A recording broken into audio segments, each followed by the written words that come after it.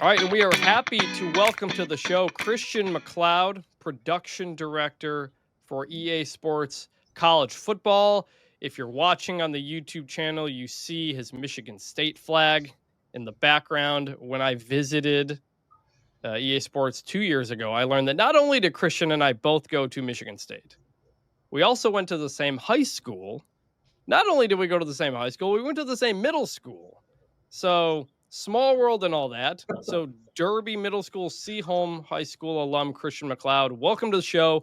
Welcome to the bunch. Awesome. Thanks, guys. It is an honor to be here. College Football 26 is out after a long process, obviously, to bring back the second edition of the game. The first game, doorbusters, broke all kinds of records, all kinds of stuff like that. What were the biggest points of emphasis for you guys coming into 26? Yeah, I think, we were very proud of where we landed in College Football 25. It was a 10-year hiatus. We had this mantra that we had one shot to make a second first impression. And while we were proud of the game, and it was amazing to see the public reaction there, we knew that we had a lot of unfinished business. We left a lot of meat on the bone as we finished that game. And really, this year was all about finishing what we wanted to start. You look at things that we had in terms of quality of life improvements in dynasty mode, as an example. A lot of the high school moments, or the recruiting experience in Road to Glory. We looked at pieces on gameplay that we weren't able to get to, just around the physics-based tackling, as an example. That was not ready last year when we launched. So it was really just going out and taking what we had and that success that we had and just one-upping that, polishing it, and just really making an amazing experience that not only we want users to play, but we are sickos. We are people that we were all making fun of each other in the office. We're spending 500, 600, 700 hours on our dynasty modes alone. And that was kind of the badge of honor within our dev team. So when we looked at it, it was just, what are those things that we want our users to be able to experience, but what do we want to experience as fans as well? Coming into this, obviously, you mentioned some of the depth and some of those other things. There's pretty obvious fixes you wanted to make in the game. What is the pressure of kind of managing and balancing that line of fixing something that has been a problem in the past, or you want to go deeper, versus just changing something to make it different? I wouldn't say pressure, but I think it's high expectations. I think this is a team that has very high expectations, because we take our core tenet as a team culture very seriously, which is this is their game. This is not our game. This is not my game. This is their game. It's everybody's game. It's your game, Chris. It's your game, David. And so it is. There's a lot of responsibility there, right? We need to be able to look at the product. We need to be able to look at it, audit it, understand what do our fans want? What are they asking for? There's a great responsibility there. I think something hit me a long time ago. I didn't come up from the game industry. I was in a totally different industry and came over in 2011. And something hit me pretty hard where I ran into somebody at the old E3 trade show, which doesn't happen anymore. And they took me aside and said, hey, I got laid off from my job and I spent my last $60, $70 on your products. And I think it was at that moment that it really hit me like a ton of bricks. And I think it hits our team like a ton of bricks. It's like we have a responsibility to put something out that people can really engage with and enjoy. And, that goes into those decisions. Is there's certain things that we look at that we want to go bigger on, but until we feel like that foundation is where the foundation needs to be, we're not going to go attack those pieces. We look at everything in a 3-year time frame. We have 3-year roadmaps on every feature that we build. And so it is important for us to make sure that we're buttoning everything up, dotting those I's, crossing those T's before we move on to that next big piece. Is there a specific feature in this game that you guys are most happy to see reality, like those changes that you mentioned? Yeah, this one's a little bit nerdy for me. I've always been a super big time of day, kind of jerseys and the look and sort of the vibe and the feel. I mean, Chris, there's nothing like November in East Lansing, Michigan. It's gray, it's wet, it's disgusting, but it is college football. It's something that we love. There's nothing better than that. And I was really, really proud of the work that the team put in around the dynamic time of day this year. It was a situation where we challenged the team. We set a goal of how do we make time of day, but how do we make time of day in a way that college football fans will appreciate? And what does that mean? It's not just like you see in other sports games where you change from a 3:30 lighting to 4:30, 5:30 as the game moves on. But college football is so unique in that you've got these regional color palettes and these regional lighting palettes based on the time of year. Can we accomplish that? And the team was able to accomplish that. And it really just blew my mind. I mean, you go into the game right now, I think it was really early in the dev cycle. It's probably like February. We were just going into alpha. And I was playing a game at Autzen at 6 o'clock at night. And I think it was in October. And the sun was coming over. I forget south end zone. I did that. I literally did that yesterday. And the first quarter at Autzen at that time of year sucks. The lighting is tough. But it gets better as the game goes on. Yeah, and it was just it was one of those moments where we're wearing the chrome lids, and I'm watching it. I'm like, whoa, like that is a definite visual upgrade. So I think we're really proud of that. I think the team too is really proud of just a lot of the gameplay nuances that went in. You know, Scott O'Gallagher, our creative director over there, Clint Oldenburg, all of our team there, amazing, passionate people. You know, things like the quarterback vision, where depending on the height of your quarterback is going to. Apologies real quick. Let me you're good. Hang that up. I'll just say here, by the way, David Ubben, not a big fan of dynamic lighting for the record. Not true. Not true. So far, I keep playing games at 6 o'clock when I do a custom game because I want to go from day game to night game through that process. I like it. So, but you're talking about the gameplay. Yeah. So from the gameplay, I think one of the cooler ones is that the quarterback vision and where height actually matters this year. It's not like the old quarterback vision cone, but understanding that shorter quarterbacks may have a harder time seeing over that line. Mm-hmm. And so therefore you've got to get the cleaner pocket. It's going to impact how you're using the passing. If you're picking your meter into the orange versus into the green, there's like a lot of nuanced, polished, refined pieces, from the run game, the run fits, the stunts and twists. I think that's one that we're all super excited about as well. Just furthering that chess match on the sticks. That's one of our big goals. We want you to be able to go in there and feel as if you're not just playing the computer or playing AI, but you're actually using core football fundamentals to play that chess match. Yeah, when I was doing Road to Glory, my quarterback a couple times hit the offensive line dummy while doing the passing drill because I guess I wasn't tall enough. So it was annoying, but I guess it is realistic. Dave, let me get one in quick. Dynasty mode. So I've been doing Dynasty mode. The portal and the coaching carousel are out of control early on, which I know is kind of by design. Some people might like it, some people might not. I had a situation where the computer Shane Beamer took the Clemson job en route to winning the national championship in South Carolina, which on one hand is extremely funny, but on the other hand is obviously not as realistic. I know transfers, a much more active portal that is very customizable. You can change the max number of transfers. What's the process of kind of trying to open something like that up, but try not to open it up too much or kind of adjusting? Because I had a couple of top 10 coaches like take other jobs, and that obviously wouldn't happen. Yeah, it's something that we tune, and it's obviously something too, Chris, that we want as much feedback on as possible. It's great that this game is fully launching worldwide today so that we can get that feedback across the board. We take the feedback very seriously. One of our big core mantras as well is we listen. We are scouring under the covers there on Reddit, on X, various Facebook posts. They don't know who we are, thankfully, but we're kind of finding it out. But it is challenging, right? There's so many different systems that play there. And I think there's so many different expectations of reality, especially in college football. A great one that we talk about often was we were going through and we were tuning the logic for the playoff last year. And it was the first time the playoff had ever happened. And we were getting semi-unrealistic results. And then all of a sudden, in real life, Indiana ends up going to the playoff. And it was one of those situations where had you told us in June, hey, Indiana's making it to the playoff in your game, we'd be like, that's bugged. Let's add logic there based on the prestige, whatever that may be. But to your point on the coaching carousel, that is one that we're looking at heavily right now. We've been getting a lot of internal feedback. Some people feel like we're getting a little bit too much movement. Other people are saying you're not getting enough movement. So again, kind of a constant churn there. In terms of the portal itself, though, that was a big one for us. We went into last year, and I think we all walked out of 25 and just felt like the portal experience was not as volatile as it is in real life. And how do you?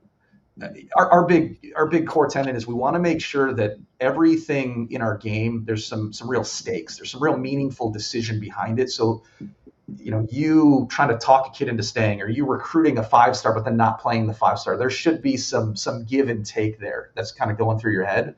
The portal for us this year was one where we wanted to get about 2,000 players in the portal. And we wanted to get that to be sustained probably over, the 30 years of your dynasty. We didn't want to have like 2,000, then all of a sudden it dwindled like last year down to like, I think 200 or 100 after about 8 years of dynasty mode.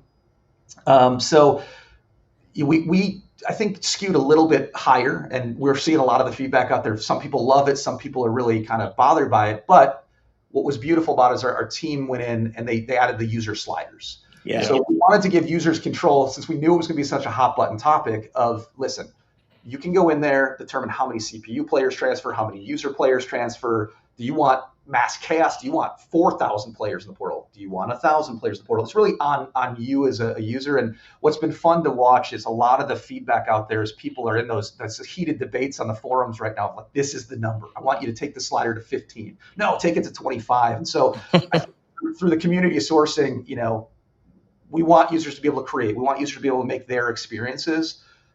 They're going to go out there. They're going to determine what the best is, propagate it out there. For you, Chris, maybe it's 15, maybe it's 10, maybe it's 25 for you, David. So we want to give you all the tools possible as we move forward in this dynasty sandbox to create that experience that you want.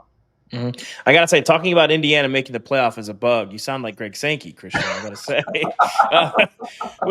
Road to Glory mode this year, obviously the partial mode kind of fixated on moments. Why do that instead of like playing the 4 or 5 games that you had in 14, which I remember? I guess I didn't realize it was sort of polarizing at the time, but what went into that decision making? Yeah, it was a big one. We looked at what 14 was. We have data, we are very data driven, data informed rather. And we wanted to make sure that first and foremost, even before you got to a high school experience, that we really tried to pay off the recruiting experience. We felt like in year one, Road to Glory was about living the life of a college athlete. Okay, we talked, the meters and the leadership and the academics and the scenarios and Audrey and all that fun stuff. So year two was about, how do you make me feel like I'm being recruited? How do I have the real stake in the game here? Oregon Trail is a big influence of ours. Is we love that game because even if you feel like you're making all the correct decisions, I'm a banker from Boston, I've got this many oxen, I'm going to ford the river, I can still capsize and somebody could die of dysentery or snake bite or whatever that is.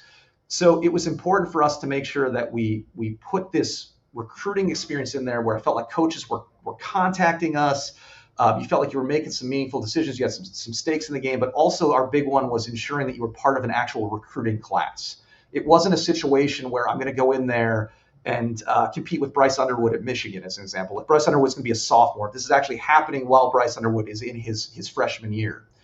And so with that being the number one goal, and with the other goal being, we didn't want to have users be in this mode for hours upon hours, because we do find that our players love playing Road to Glory. It's a real 8 to 10 hour experience that they then go back and replay and then replay and then replay. So we got together and, instead of going full high school, we really felt like, let's try to figure out a way to make a quick 45-minute to an hour experience where you're getting that taste of being recruited, where you're getting those meaningful moments on the sticks, and then, get into college and kind of, deal with the coach happiness and see all those other pieces. So it's definitely, something that we're again monitoring, we're looking at as we move forward in the future. We know people love high school, but we really, again, at the end of the day, want to make sure that our goal is all about that fast to fun experience in that mode specifically. And the last thing we want to do is we don't, to your point, David, 14 was a bit polarizing. Having worked on that, a lot of people loved it, but actually a lot of people didn't engage in the full 8 to 12 game high school experience. Mm-hmm. And I did. I didn't love high school mode back then. I loved it. I didn't realize people didn't like it.